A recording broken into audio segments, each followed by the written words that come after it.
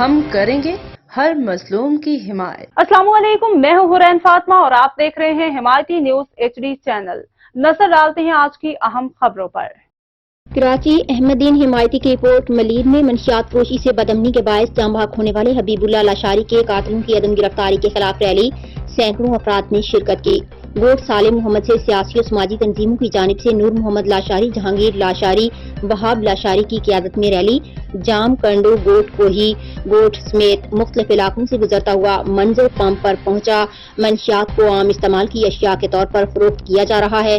مظاہرین: نوجوان نسل کو منشیات نے تباہ کر دیا ہے۔ مظاہرین: منشیات کی وجہ سے بد امنی میں اضافہ ہوا ہے۔ ہفتہ قبل ایک معصوم نوجوان حبیب اللہ لاشاری کو مسلح افراد نے قتل کر دیا تھا۔ قاتلوں کو گرفتار کیا جائے اور منشیات کا خاتمہ کیا جائے۔ منشیات کا خاتمہ نہ کیا گیا تو احتجاج کا دائرہ وسیع کیا جائے گا۔ نوجوان نسل تباہ ہو چکی ہے۔